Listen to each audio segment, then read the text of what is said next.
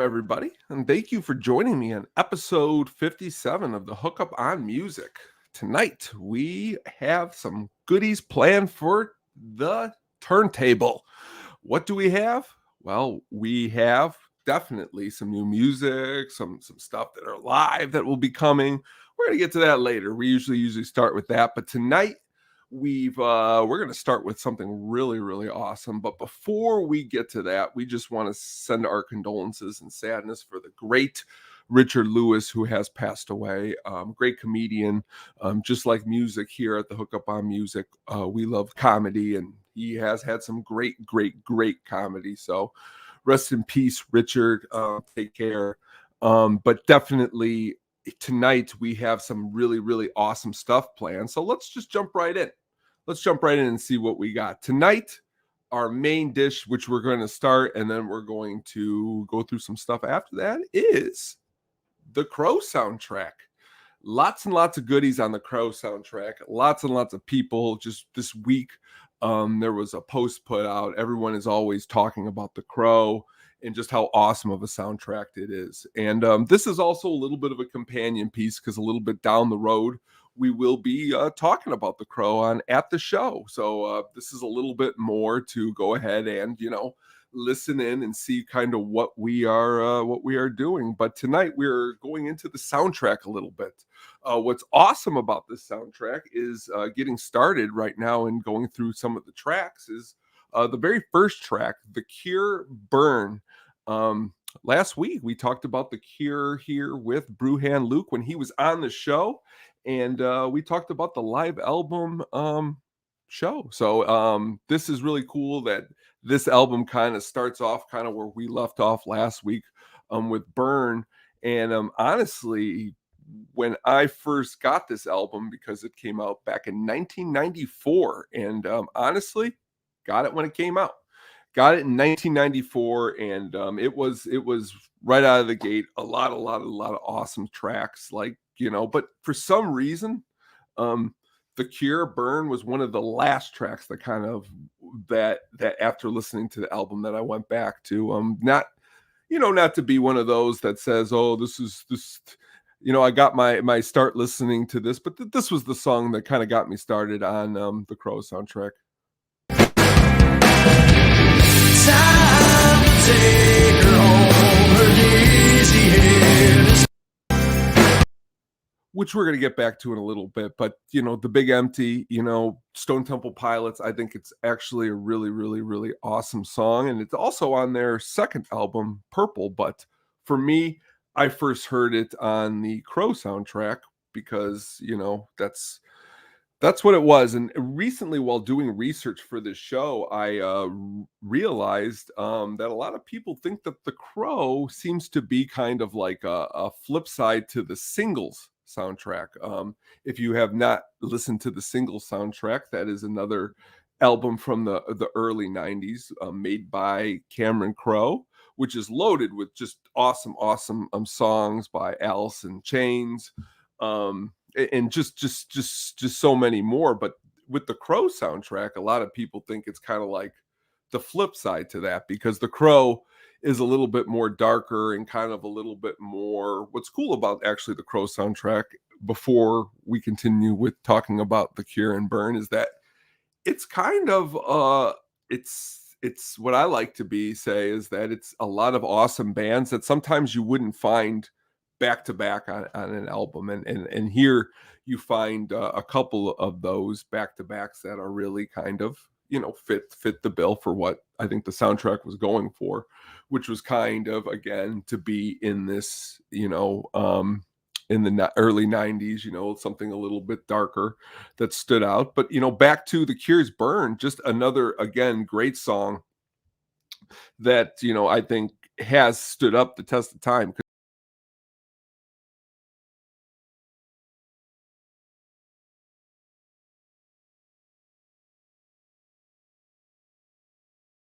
And even just right there, being able to see a little bit of the visuals of the Crow, you can see kind of how The Cure fits in to the whole style of what was going on in the movie.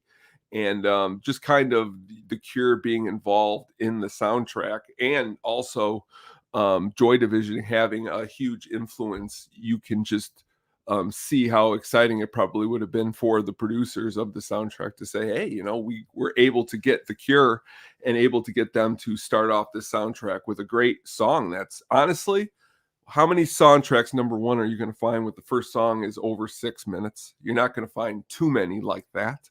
Number two, again, The Cure on a soundtrack doesn't happen too often. So again, if you haven't, or it's been a while, just by that little clip that I played, go.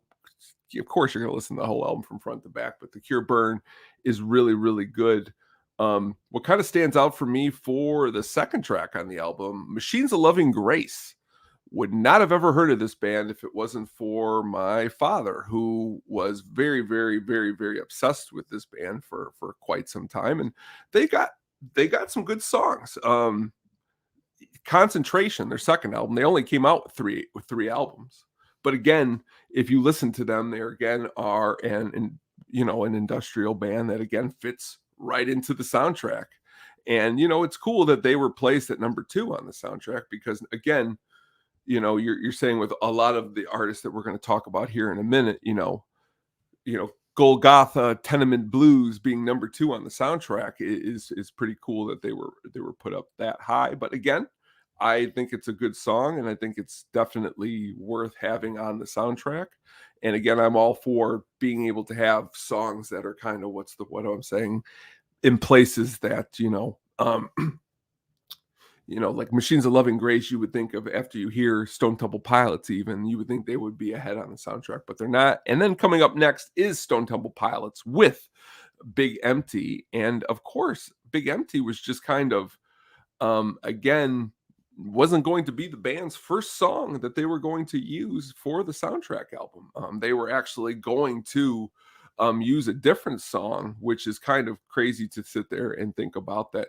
Here is Big Empty, and here is and here it is being on the soundtrack. And again, really, really, really, really, really placed well. Even that piece I played you earlier, the song starts very, very slow, and it just kind of builds to something a little bit more and bigger. And I think kind of it just fits all around on the soundtrack, and it's probably one of my favorites on there. The next track is probably my favorite on the album, and that's a Joy Division cover of Dead Souls by 9 Inch Nails.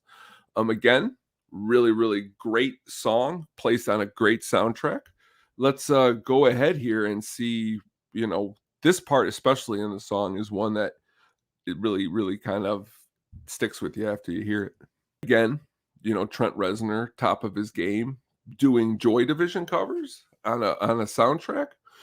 It's going to be something that you're going to keep it at the top of your collection.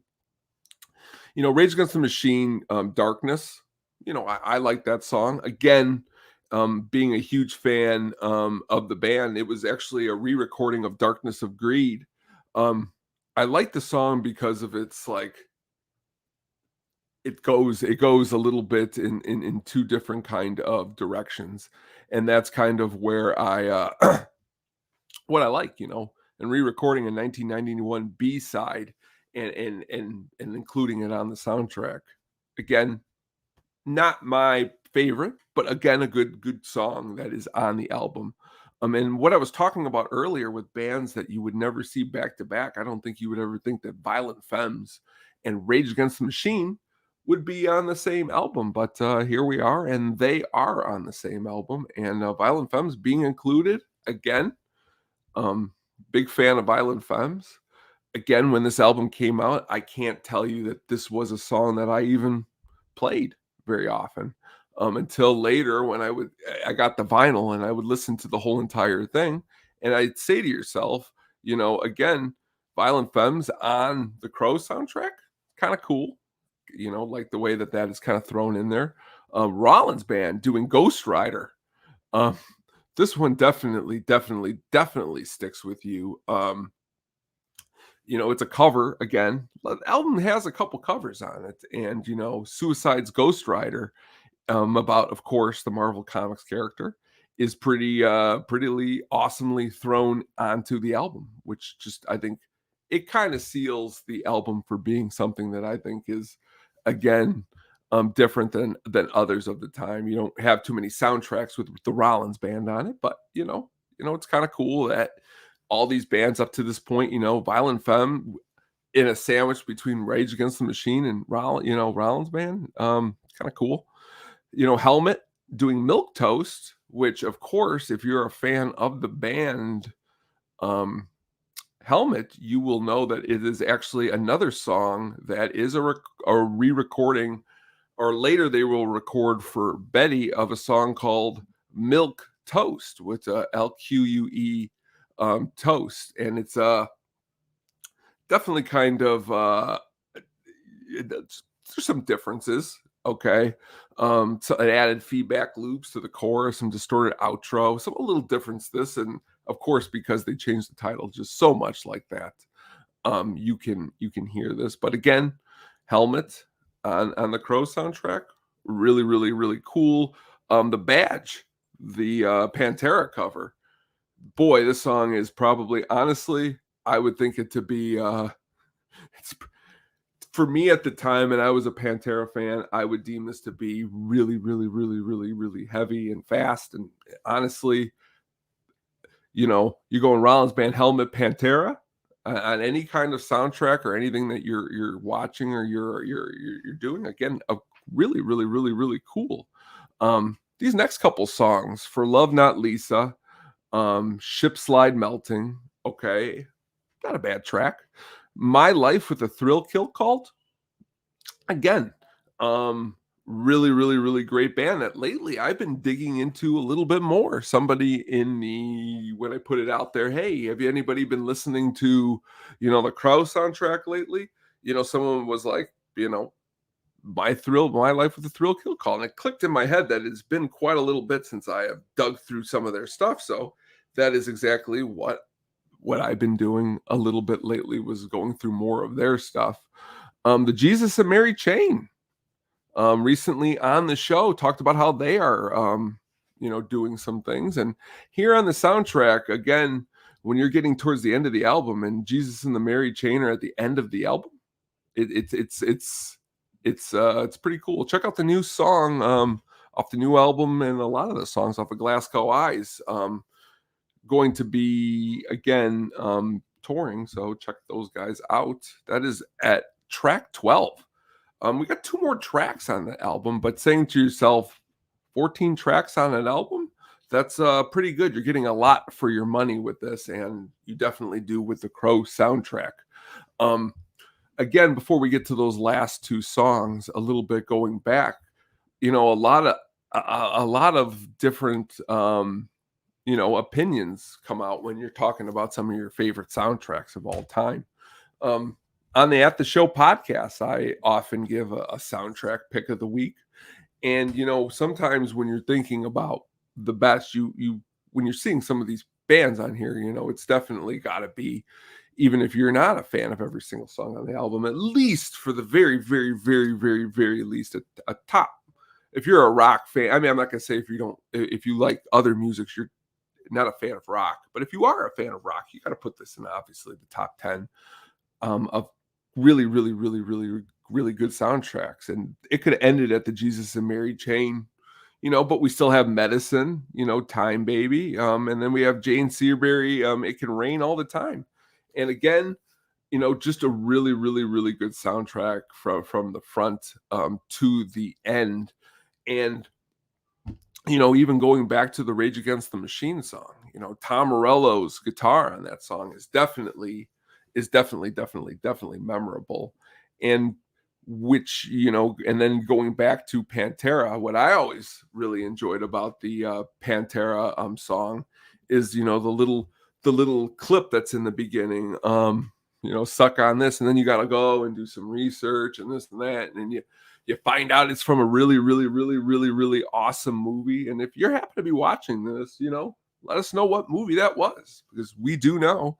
But just a little bit fun if you were to reach out and say, hey, it's in this movie. So go ahead and do that. If you are listening, or you're listening later, send it to us because we love conversation about anything musically. And The Crow is soundtrack is definitely has, a lot of it. Back to, STP doing Big Empty. They were going to do a song, okay, for the soundtrack called Only Dying. But last minute they pulled it and they did the Big Empty. And number one, it's great that they pulled it because of unfortunate events that happened during the movie, which we will cover, of course, on at the show. But here, being able to put a song like Big Empty together for this soundtrack, by doing research, you know, Dean Delio, band of the in the band, bass player in STP admitted that they balked because it wasn't really good enough. And they also had to, because they're making this movie and they're having all of this, Joy Division awesomeness and the Cure awesomeness, they start listening to some of that. And honestly, you can hear it in the Big Empty. And I think honestly, that's kind of why I like the Big Empty. And honestly, I think Purple's a really, really great second album because it's included on that too. But again, you asked me what my favorite song on the album was. I'd probably say Dead Souls. The Joy Division version is one of my favorite songs, and this version is honestly, doing research for this. It had been a long time since I've actually played this version, and it is highly, highly serviceable as a really, really awesome cover song. So again, if you have time, sit down, please, and take a listen to the Crow soundtrack. Now, after listening to the Crow soundtrack, just really quickly, just to bring up another soundtrack, I'm saying to myself, what's something I can lighten the Crow load a little bit? And just really quick, I didn't listen to the whole thing. I popped on a couple songs from the Pretty in Pink soundtrack. Okay, and you may be saying to yourself, the Pretty in Pink soundtrack, it is actually celebrating a birthday. Just today is the Pretty in Pink soundtrack's birthday. And if you are a fan of Pretty in Pink or the soundtrack, which came out today in 1986, so many good songs on the album.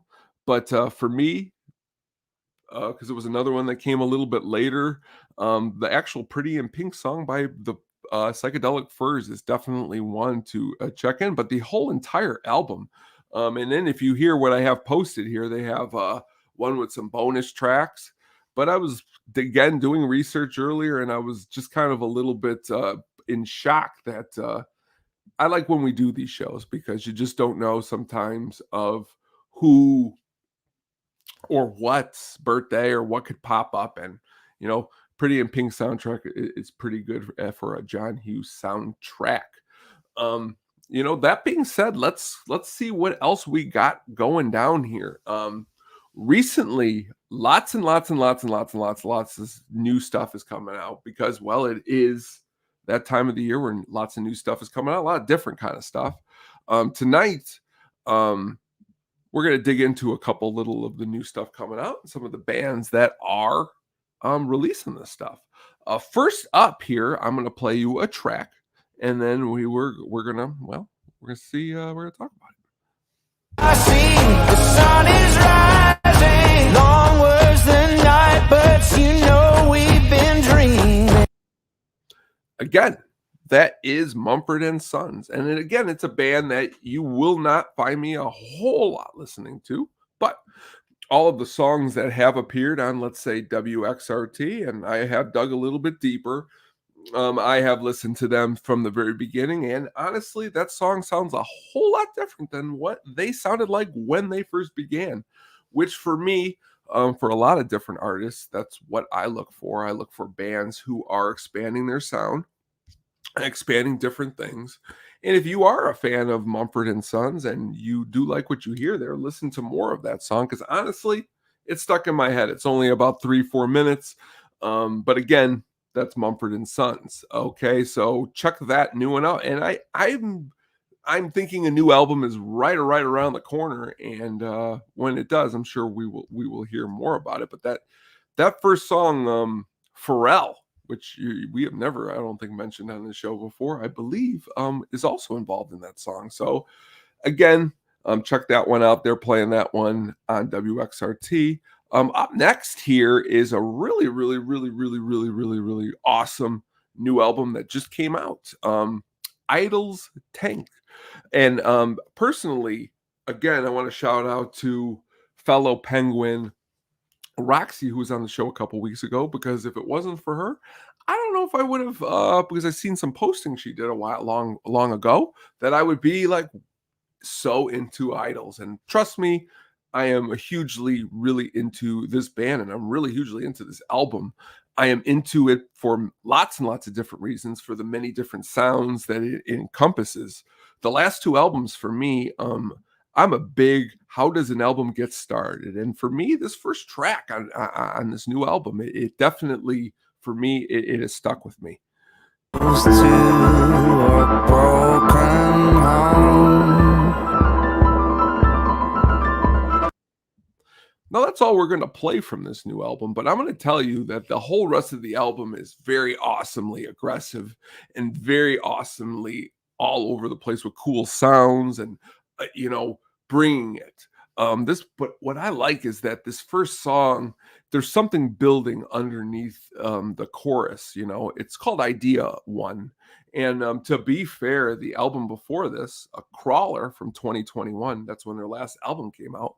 The first song, MTT 420RR, it is the first track on that album, blew me away. And this is what has drawn me in. And it's not even their main bread and butter, because their main bread and butter is amazing, which is getting people to rock out and have a good time like a lot of the other bands we talk on here. But I like a little song that has a little introspection. And this new album, Tank, has a whole lot of it. From track one, all the way down to the final track, Monolith, a 40-minute and 6-second album that honestly, if you're not listening to this band, and Joe Talbot, who's the lead singer, is just an incredible front man doing really awesome things, you're really kind of missing out. So check out that new album. Check out their old albums. Always cool to check out. Next up, just before this, on the actual radio, heard the Decemberists' new track, Burial Ground. Again, a band who has done lots of different things. Lots of different songs and sounds, and it really, really, really, really ranges for what they do and what they like to accomplish. And this new track, Burial Ground, is definitely something that I think you should look into.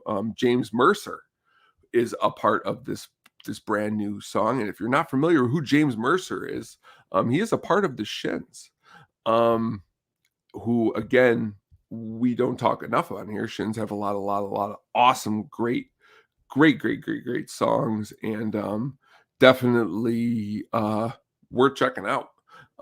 Earlier today, I heard new slang from the Decemberists, not Decemberists, the Shins, and when I heard this new song, Burial Ground, which again, a description of the song is a band who is encompassing what they like from a lot of different artists. And they really bring it on this new song. It's definitely, again, one that, again, if you're a fan of the band, you're going to be a fan of this new, this new thing that is going on with the band. And hopefully, again, this turns into another awesome album that we can talk about from the Decemberists. Because, again, a band has, quite a resume of having a lot of good bands, good albums. Okay, if you haven't spent the time, a band like the Decemberists is, this is going to be their 9th album when it comes out. So having 9 albums is actually, I think, a huge accomplishment for any band. So check out the Decemberists. Lots and lots of cool sounds, good stuff, great bass. Black Crowes. Honestly, folks, there is nothing more exciting for me than to talk about this new Black Crowes album, because honestly, when I heard that they got back together, they were going to do a full album of their first one, it sounded like they were going to be what I would like to call, just kind of reeling it in, doing some greatest hits, not digging deep, making some cash, but folks, this new album, if you have not reached out and heard and you are a fan of the band, I've heard 3 songs off of it. Bedside Manners, just really, really, really, really, really, really, really, really good stuff. The other songs that I've heard are really, really good. Wanting and Waiting is really, really, really, really good, and Cross Your Fingers is really, really good. As a fan of the band, and this is their first album since reforming in 2019, and this is also their first album since actually 2009, Before the Frost Until the Freeze, which was actually really, really, really awesome. I enjoyed that album quite a bit. But this new album is really, really good. Rich Robinson, just really, really, really, really doing good things on the new album. So if you do have an opportunity, please, please, please check out those new songs. Again, to switch it up a little bit, something a little bit different. A little bit of a synth pop band from Baltimore, Maryland called Future Islands. Okay. Again, some of their songs, they have stuck into my head, and they are not leaving. So that's why we're going to talk about them here for a second. The newest album, People Who Aren't There Anymore, a 12-song, 43-minute album that, again, different feelings, all just bringing it together. The song that I'm going to talk about here really quick is called The Tower. If you personally out there are looking for something that is just really something that'll, his vocals delivery is different. And honestly, if you're a fan of anything that just kind of makes you feel a little bit better, check out this song. Definitely cool. Definitely some really, really, really, really, really, really good introspection going on that song. But that's what's always going on down here at the Hookup. We're always looking out for cool introspection on some really, really, really great music. We got a couple other things here we're going to share really quick here. We got here this amazing Junior Walker and the All-Stars vinyl. Okay. If you have not sat down and listened to Shotgun, first of all, I know you know Shotgun. Shotgun! All right, I'm singing here, but again, really, really, really, really awesome. There is 12 tracks on here, okay? We're going through, there we go, okay? If you're watching, they're on there, but here I'm going to read a couple of them. Cleo's Mood is really, really, really, really good. Tally Ho, Cleo's Back, which is even better. Shoot Your Shot. But again, just a really, really serviceable, amazing vinyl. Again, and it's produced by Barry Gordy Jr., and it's on Motown. Always Junior Walker and the All-Stars gets a little lost in the fold when talking about Motown, but they're not going to get lost in the fold when we are here on the Hookup talking about amazing, amazing, amazing artists. All right, here I pulled from something that I always remember looking at as a kid, so that's why we're gonna bring it up here, and that is this Deep Purple Perfect Strangers album. This is from my father's collection. All right, here we got. If you're looking and you're watching on YouTube, really cool pictures of the band. Again, here they are. Again, this cool insert where they're like just doing everything that is awesome, like playing soccer, and they're doing this and they're doing that. Again, don't know many songs off the album besides Perfect Strangers. The song, okay? If you haven't heard Perfect Strangers, the song, that song rocks. But again, I always think it was cool because again, all of this, and again, you know what pops out of here is a real cool picture. I didn't even know it was in here. Where are we at? Look at that. If you're watching here, it's a picture of me drawn. I didn't even know it was in the album. Look at that. Falls right onto our lap, and I share it with you tonight. All right, really quick here before we are unfortunately wrapping up. Some albums, some CDs that I've been picking from the CD vault. Ride the Lightning. All right. Some people deem this to be one of Metallica's best. It is. Got some great songs. The Call of Cthulhu is definitely something, if you haven't sat down lately and listened to, even if you aren't a fan of the band, really, really, really awesome stuff.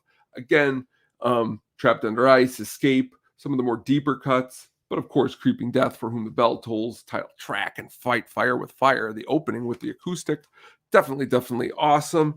Recently, I had put out that these cool pictures here inside were really, really awesome of the band. Cliff, Really, really awesome, playing an awesome bass. Number 2, Tres Hombres from ZZ Top. Some really, really good stuff here, starting with the double cut of Waiting for the Bus and Jesus Left Chicago. But honestly, for me, folks, it's some of these other songs like Beer Drinkers and Hellraisers, always stuck in my head. Masters of Sparks, of course, Precious and Grace. Really, really, really, really awesome album. Chic, haven't heard Chic in a while. Please check that out. But again, really, really, really awesome by ZZ Top. And again, a really, really cool cover where it looks like they're just doing cool things like AKA hanging out or climbing a telephone pole. And last but not least, folks, we got to talk a little bit about the man, the myth, the legend, Mr. Curtis Mayfield and his album Curtis. Awesome stuff. Title I don't want to say title track.